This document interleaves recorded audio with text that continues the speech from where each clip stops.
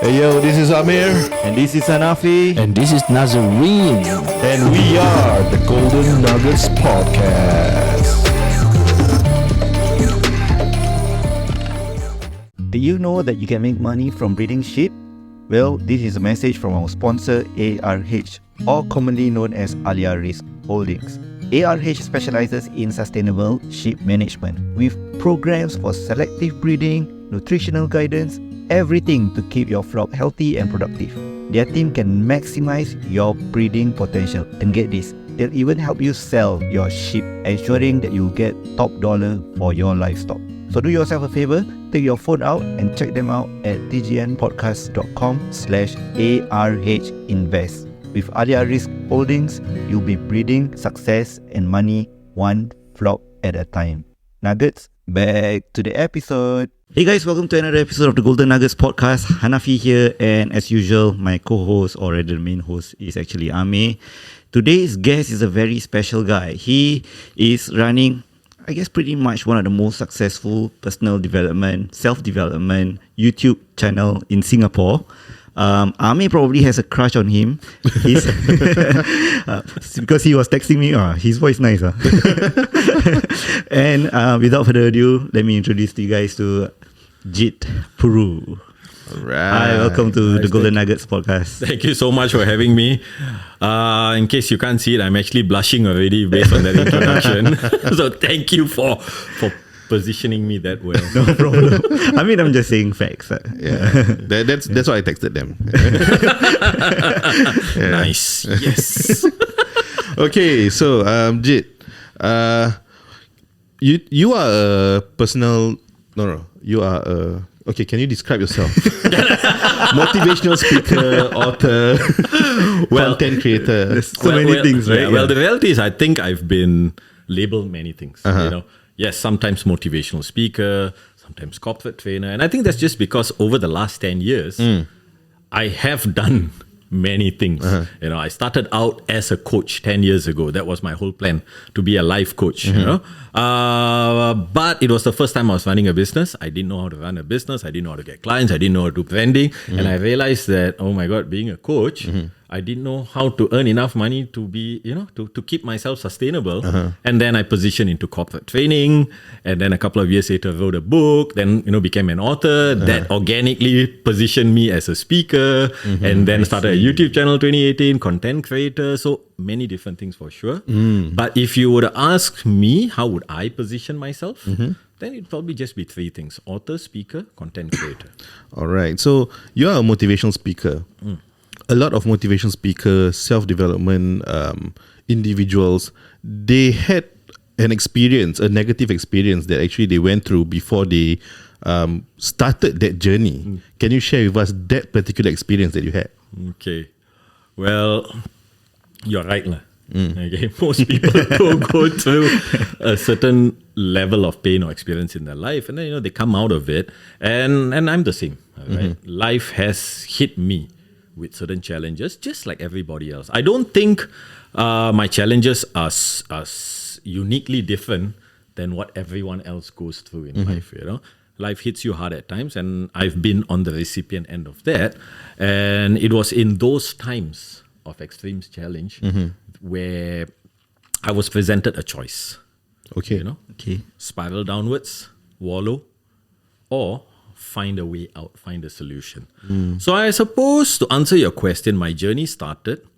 I used to be a flight attendant with Singapore Airlines. Okay. All right, from 2002 to 2010. So shout out to Singapore Airlines. I left in 2010 because I wanted something more. I felt like, it's almost 8 years I spent in the airlines, and I wanted something more. Right? But the problem was I didn't know what more meant.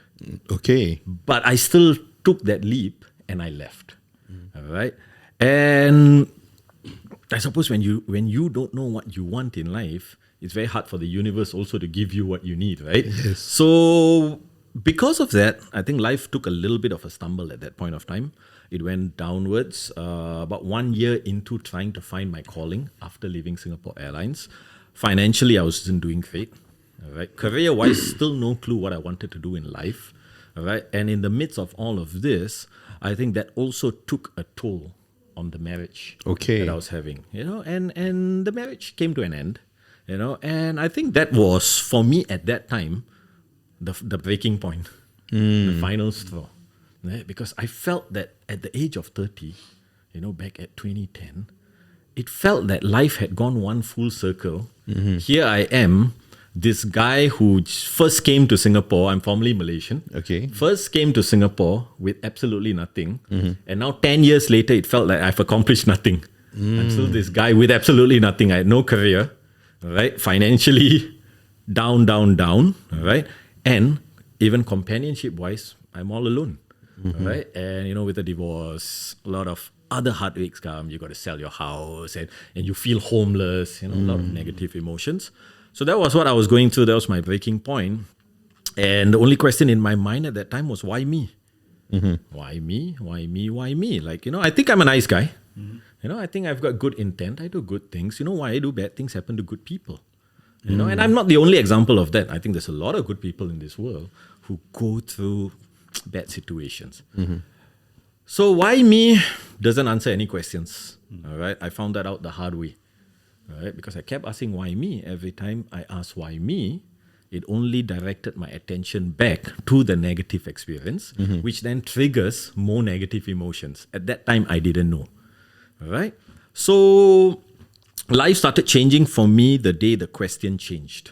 Okay. From why me to what must I do next. Okay. And this, I can't really remember like what was the turning point for me to change that question, right? But there were one big influence in my life that time was when someone very close to me came up and said that, hey, you know what? This is not you, right? And I think you should get some help. But I couldn't afford counselors and all that at that point of time. So I was like, hey, you know what? Let me go and Google what kind of help is available. Right. So one name that popped up was Tony Robbins, right? And the course that he has, right, is Unleash the Power Within. Okay. Right. So I did a Google search that came out, right? Amazing program. I could see millions of people's lives being transformed, and he runs it in this massive scale, right? Yep. Yeah. And I really wanted to attend it. And then I realized the program costs a lot of money. Yes. Thousands of Thousands of dollars, right? Like, I think was the like, recent one was $8,000 in Yeah. Singapore. Yeah. is it? Yeah. Oh, okay. And I thought 1,000 was expensive. But that's the thing, right? It was $1,000. I knew that it could help change my life, but I couldn't afford it because this was being run in Sydney. Right? Okay. So But $1,000. how do you know that it can change your life?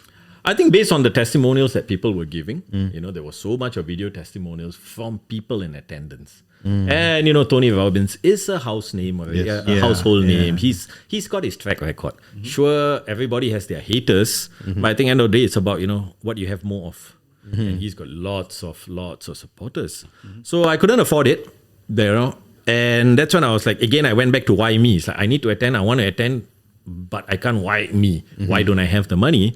And maybe that was when the question changed because I was like, you know what? I'm done asking why me. What must I do next? And the moment I asked that question, I realized that, hey, you know what? If I can't go to Tony Robbins, I'll bring Tony Robbins to me. And how did I do that? I walked into Kinokuniya, went to the self-help aisle, bought a book, a $20 book, right, called Awaken the Giant Within by Tony Robbins. I still have that book at home. And that was my introduction into this whole realm of self-help. And then, of course, as life started changing for me, because you've got to apply what you learn, I attended more seminars when I could afford it. And when I felt life was getting back on track for me, and when I said life getting back on track, here was getting back. My mind was getting back on track, right? That was when I made the conscious decision that this is what I want to do in life. I want to be the medium of the knowledge that I have acquired to help myself to now help other people. And I still consider myself as the medium of knowledge that I've acquired. A lot of people who have studied self-help, they downplay their negative side a lot. Perhaps for people to connect on what you were actually going through, can you share with us how was your day-to-day like at that point of time? a lot of following. Well, the truth is this, right? That was how long ago was that? About 14 years ago. All right. But that was not the only time when I felt down. Even 4 years ago, I was also down during COVID and all that. You go through a breakup, you experience the same things all over again. But if you were to ask me specifically what was my day to then back then, it's like highly demotivated, all right? Questioning the purpose of life, all right? Wallowing, just sitting down and just wallowing day in, day out, just like looking for answers but asking wrong questions. Okay, and I suppose one question in my life was always like, what's the point of life? Why am I alive? Fortunately, I've always had good support in my life, be it good friends, good family. So the question of, for example, calling it quits and I don't want to live anymore, right? Never quite went there, because I always knew I had good support, family, friends. But that doesn't mean I did not ask the question of why am I living? What's the point of life? And when you're in a negative state of mind, and I think when you ask this kind of questions, eventually it can lead to even darker places. So, and that's where I realized I needed to make a change. So if you ask me what was my day-to-day back then, I think I was just... Because you mentioned you were jobless, right? I was doing jobs. I wasn't jobless. I was working. I was doing odd jobs here and there. Okay, so you were working odd jobs. You just got divorced. And what happened to working with SQ? You got retrenched? Oh, no. I left on my own accord. With SQ, I quit on my own accord. It was fine. I just felt that my time there was done. I wanted something more. I wanted something where I could see myself being in the next 10 years, because I couldn't see myself working as a flight attendant for another 10 years anymore. It was almost 8 years I was doing it. I thought, it's done. But for flight attendant, the next step is usually being a trainer, right? Oh, a lot of people do become trainers as well. I think they do become trainers, but I don't know. I think I was just done with that life, and it felt like I needed the next phase in life. And that's why I left. And that was a conscious decision. I think the mistake, maybe if you ask me, or not say mistake, because I think everything that happens in life leads you to where you are. In hindsight, right? Yes. All your experiences, good and bad, right, will make sense. Yep. Like if you ask me today, I had to go through all that pain to be where I am today. And I'm very happy where I am today doing what I'm doing. So in hindsight, things will always play out. And I think that's another... For me, it's a reaffirmation that, the universe has a plan for you, right? You just got to be patient enough for it to unveil, But the challenge is when you are not at that point where you can look back and say, that's why it happened. When you're experiencing it, it always feels like the worst moment in life. And this is not exclusive to me, it's everybody who goes through a tough time will feel like, why is this happening to me? Why can't life just be easier?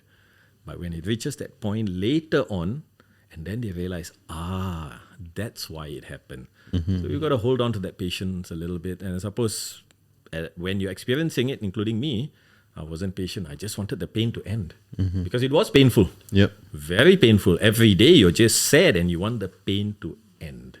And that's why I think some people take very drastic, adverse decisions, and that's just because they want the pain to end. But without realizing that itself can cause pain for a lot of other people. Okay, just a quick break before I may ask his next question, just to break down some golden nuggets for the listeners, viewers. Right now, I think this day and age, there's a lot of help that you can find if you are, ever feeling depressed or wallowing.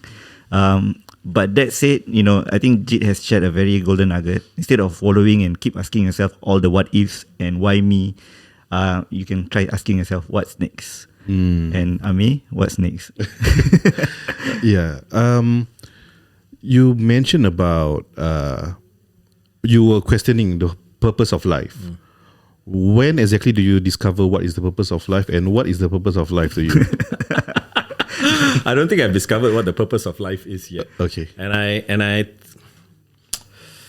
here's the other thing, right? I think if we go in pursuit of trying to figure out what life is about, I think we also miss out the point of life.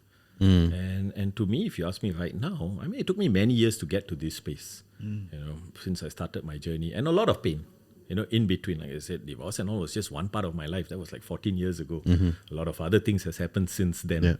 I felt abandoned. I felt rejected. I've been walked out on, and all kinds of things. And that's just personal business as well.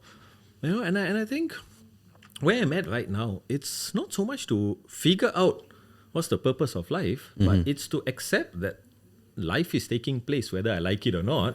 Okay. Do I want to be a part of it or not? So if you ask me, what's the point of life? It's to live life and do what brings you, right?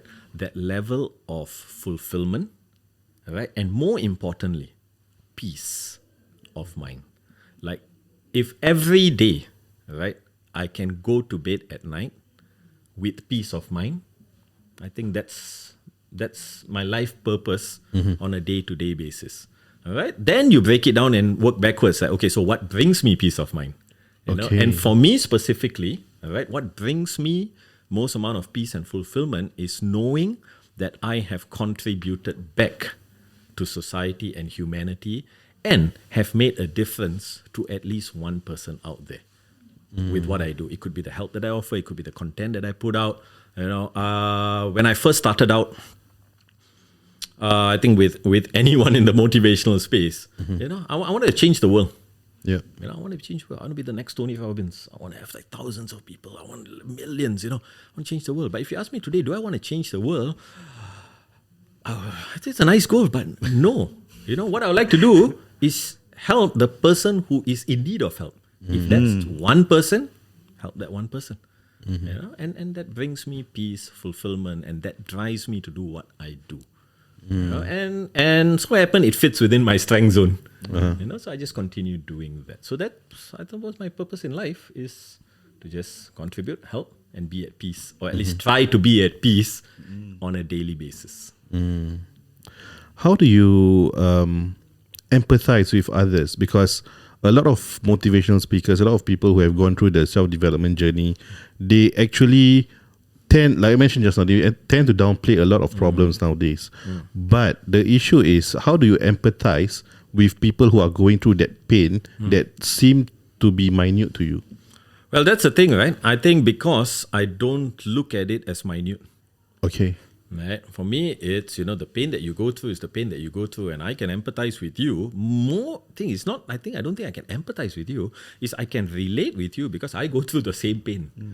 And I'm not shy to admit that I don't have all the answers, because the reality is nobody has all the answers. I'm not coming from a place of superiority. Is that the word? Yeah. Right? I'm not coming from a place where I'm better than you.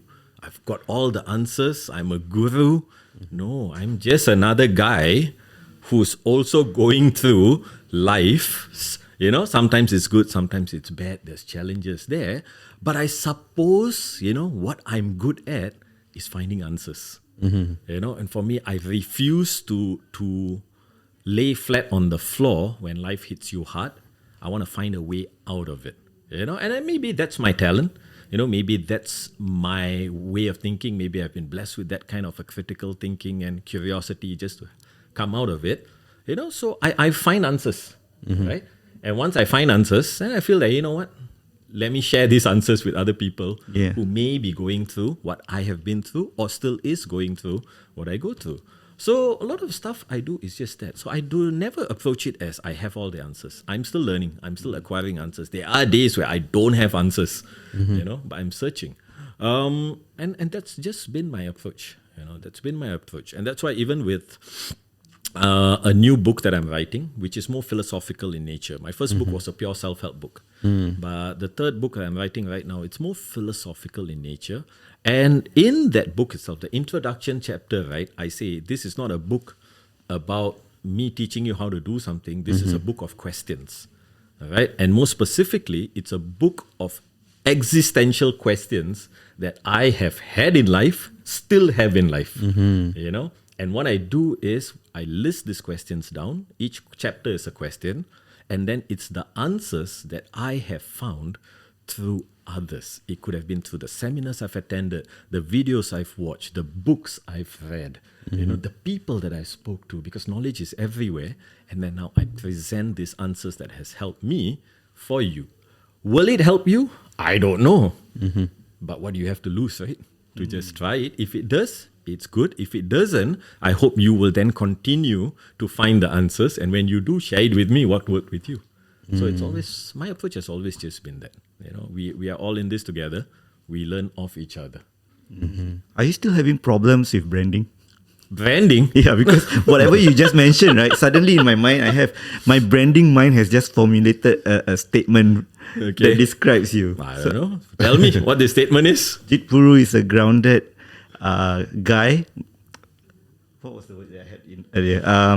Jit Puru is a grounded person who is going through the motions of life, trying to help one person at a time. Oh, that's amazing. I should hire you as my PR guy. Here's the thing, right? Okay. I often don't think about my own branding. And I don't know. I don't know if this is a good thing or a bad thing. Yeah, because for me, it's not about me. It's never been about me. It's always just been about who I can help, and that's it. And that's why I'm not a guy of anything. There are some people who is like, okay, he's the 10x guy, he's the this guy, he's the that guy. I don't know what guy I am. I am whatever guy, right, that you call me. All right. So if you call me a motivational guy, I'm like, okay, I'm a motivational guy. If you say I'm a this guy, because it fits for you, that means I've helped you in that way, and that's why. So yeah, I've not really thought about it in that way, but I appreciate what you just said, because I think it makes sense. I mean, help one person at a time. Yeah. No specifics. No specifics. One person at a time. And that's all we can do. My dad, all right. Man, this is it's something recent. It just happened a few years ago, right? I share about this every now and again as well. So my dad, my late dad, right? He led a good life, nice full life. He was 70 over years old, all right? During COVID, right? He's a heart patient, he had all that. And it was during COVID, he passed away in his sleep back in Malaysia. All right. Good death, if you ask me. Yeah. Right? If you have to go, I think it's the best way to go. Yes. All right. In your own bed, with your own pillows, under your own sheets, and you go to bed and you just don't wake up. And he was at peace. But the thing is this, right? He didn't have plans of dying.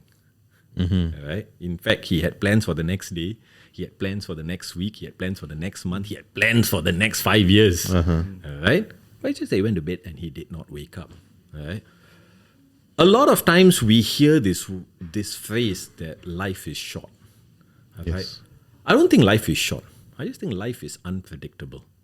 Right? And one of the things that we all take for granted is tomorrow will come. And because of that, we sometimes forego doing what we can do today, thinking that we can do it tomorrow. And when it comes to this, I think we just have to make a little bit more of a conscious effort to do what matters today and not keep it for tomorrow. So the relationships that you have in life, the things that matters most to you, what you can do today, you do today, because life is unpredictable. And for me, one person at a time just means that because I don't know if tomorrow will come. I really don't. I hope it comes. I take care of myself in a way where, tomorrow will come. I eat right, I exercise, I have the right emotions, take care of mental wellness, all that. I do what I can, to make sure that the probability leans more towards tomorrow will come for me, but that's not guaranteed at all. No one has absolute guarantee. And that's why for me, it's one person at a time. Whoever needs help today, I do my best. If it's within my means, I do. So of course, if it's not within your means, then you also can't do it, right? Yes. So that's the next part where, you don't overstretch yourself. It's just what's within your means. So that's where one person at a time comes for me. It's with this thing that, hey, you know what? Don't take tomorrow for granted. Create a better today for yourself and for the people around you. Wow. Okay. Oh, Deep, okay. deep, huh? Yes. Very deep. I think it's a very nice segue for the next part. Yes, And that being said, well, I don't know how to end already. Yeah, so I definitely have a question with regards to what you just mentioned, but yeah, we'll leave it to the next part. And yeah. Yeah, guys, so don't leave next part behind also. Yes. With that being said, thank you guys for tuning in. See you in part 2. Wow, Jamil, is that a new Rolex you're wearing? Shh, we low profile a bit leh. I thought you say you earn 2,000 a month. How you afford Rolex, yeah? Oh, I found this company. They provide good investment opportunity leh. Sure not. I go to this company it's called Aliyah Rizq Farm. They let me invest in a flock of sheep leh. They also help me sell the sheep, and with the profit I get my Rolex lor. Hey, legit or not? I see your sheep can or not? Can you just go to tgnpodcast.com/arhinvest, then you can join me to see my sheep at the farm lor. What's the website again? tgnpodcast.com/arhinvest. Okay. I sent the message already. Can't wait for my first Rolex, eh? Hey guys, welcome back to the Golden Nuggets podcast, and this podcast is brought to you by Aliyah Rizq Holdings. And today we have the founders of ARH, Ashraf and Nabila. How are you guys? What's up? We're good, alhamdulillah. How are you guys? Alhamdulillah. Very good. Yeah, very good. Alhamdulillah. So for this segment, we want to know more about the services you provide for the masses lah. Okay. Perhaps Ashraf, you can share with us. I understand that there are 2 services that ARH provide, right? What's the first one? So basically, we do the typical business for any farm. We do buy and sell of livestock. So that means your akikah and kurban. We do that. Okay. And then the second part of the business is that we are doing farm tours. Farm tours, okay. So that's the core right now that we are doing, right? But in the recent months, we have also went into inviting more people who wants to come and be a part of the farm. Okay. To be able to have their own livestock, and then to be also like a co-owner of the farm and see that, this is what we are doing, have a safe space for them and a family to also be one with nature, to be exploring that, this industry is actually fit for not just us, but also for the likes. So, looking into greener pastures or alternative ways of living. Yeah, so that also has been going on since October. October. And from there, we have actually received quite overwhelming response. Okay. It's been very alhamdulillah for us. And there are ventures from people who are, dabbling into it right now, who are exploring other parts of businesses in agriculture at the farm. Okay. So we do have people coming in to do turkey farming. Some are doing prawn farming. Oh, Prawns. Yeah, some are even open to putting like homestays kind of feel, like containers or landscaping, wanting to plant certain things at the farm. So it's I love the hustle and bustle that's going on right now. Yeah. Okay. When you mention about you are inviting people to be co-owners of the farm, can you explain more about that? Okay, so basically this has been going on since 2016. Okay. Right? Ever since we started doing the farm, and we have really, understood how things are going on, how the business actually is supposed to run.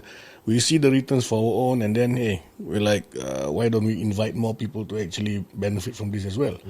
Right? So for us to also be able to get more market share, we need to have more animals. Yes. So why not these animals belong to somebody else? Yeah. So then I echo the sunnah that our Prophet Muhammad has been doing, right? So if you look into history, all the prophets who are actually doing shepherding, right? Who are they shepherding? Whose animals? I'm not sure. I'm Sahabat. guessing the community. The wife, the uncles, the communities. So he is a shepherd and he's managing other people's flocks. Right? So that's something that I have always wanted to do lah. Okay. Yeah, so when we open this up for other people to also experience, I want to be able to emulate what our Prophet has been doing. Okay. Right? And also allow for more people to also understand why our prophets were initially shepherds. Right? Not just for them, but also for them to share that with their kids. Yes. Yeah, something that can go on for the years to come. You see, so it's not just about the business, It's not just about making profit at the end of the day, but it's also to practice. Right? It's also to be able to practice, to get closer to the deen, to be exploring more things that you don't get to be doing in Singapore. Yeah. So if you notice, our tagline is building relationships, pun intended. Okay, relationships. Because we believe that if we were to do things on our own, we can only go so far. Yes. So we both of us, and it's something I learned from Ashraf, that if we do it together with people, then the faster and the bigger we grow, and we also build our own pool of community that has different areas of expertise that we can also tap on. So as a community, like say these investors, for example, we have those from so many years when we started from Mersing, and then they're here with us, so they see us grow and they also grow in that sense. So it brings a lot of joy for us to see that our community is being taken care of is one, and also our pool of investors or our own people are also benefiting from it. Okay. When you say about the investors, how are the common people like us are going to invest with ARH? Okay, so basically we do have packages that we put out, and these are packages that we have been putting out ever since we started it. Okay. There are investors who come in and then they just want to have a, what do you call it? Passive income. Some of them they just want to put in, wait for the thing to mature, and then they want to cash out. There are people who have other plans. They want to do external things or other things. Some people have their own land that they want to, at the end of the day, after having all this experience, all this knowledge to set up their own farm. So laymen, when they come with no knowledge. So we are here to actually guide, to teach, to be able to also handhold in whatever that they want to, let's say, their targets to be able to meet their targets. Yeah. So according to whatever they want, we try to tailor as much as we can to be able to assist them in what they do. So we do have people coming every other day. We do have people coming every other week. Some come once in a blue moon, right? It really depends on what you intend to do. Right. Yeah. So, but at the end of the day, it is an investment. So you do get returns at the end of the day, and we have many people who can vouch for what we have done because a lot of them have already received the returns. You see, so nothing bogus. Everything is transparent. You can come and see yourself. You can touch, see, feel. Go there anytime you want to go to count your sheep, right? If you want to experience, you want to learn, you can do farm jobs, right? Together with the farmers, together with our staff, do it. Go onto the ground, experience, cut grass, plant grass, clean the sheds, breed the sheep. You see, so all of that we don't hold back anything because we really want to give. Okay. We really want to make you understand, go through the journey with us, learn everything, and then be able to, at the end of the day, appreciate that this business with the returns that you get and the knowledge that you receive is something that you cannot get anywhere else. And if people like us who know how to do it and we don't share the knowledge, then we are being selfish. Yes. Right. Correct. Yeah. I don't want to be questioned later in the Khairat. And Ashraf, you know how to do this. We don't share. Why you never do? Why you don't share? Why you don't teach? Why you don't invite? I don't want to be responsible for that, you see. Okay. Yeah. And can you perhaps share with us the packages that you actually have for the retail investors? Okay, we do have a $15,000 package, which entails 8 mothers. Okay. That will eventually grow to become about 100 over sheep over 3 years. Okay. We have $20,000, 30,000, 50,000. We even have investors coming in with 100,000 and more. Wow. Yeah, so we tailor tailor accordingly. We have the packages. If you wanna share this, I can pass it to you. Right. So the different packages equals to more animals More animals equals to more profit. But of course it comes with maintenance fees and food fees, and this is something that you have to pay on a monthly basis because you are basically feeding your own children. Yes. Yeah. Pampers dia, susu dia nak kena kasih. So this is something that they have to understand that there's maintenance to it, and then this is what enables the farm to also breathe. Sustain. So it's basically you're paying this so that I can also pay my staff. I can grow the grass for you. I can maintain the animals, buy them the medication, so that everything that we do for you is according to the target or as close as we can get to it Okay. Interesting. And before we end the first part, can you share with us? You mentioned that eventually from 8 ships can become above 100 ships. Yep. How does one actually make money or get a return of investment from that? Okay. So when you have this 100 sheep, after 3 years, you can do 3 things. Right. First is you can sell off everything. Okay. The best time to sell is of course during Korban. Yes. So the demand is high, the price is good, and sometimes livestock you follow seasonal pricing and changes. Yeah? So when it comes to a season where it's peak, and then that's where you want to sell, and people are asking for this is when you sell your stocks. So let's say on a good year, one sheep can give you, let's say, $300 minimum. Okay. Now you have 100. Okay? If you sell it off, you have $30,000. $30,000. Okay. So from 15,000 investment, you can get 30,000. Yes. Ah. In 3 years lah. So you have to wait it out lah. Yes. And then of course you got your maintenance to do and all that. So probably clean profit about 5,000, 6,000, something like that.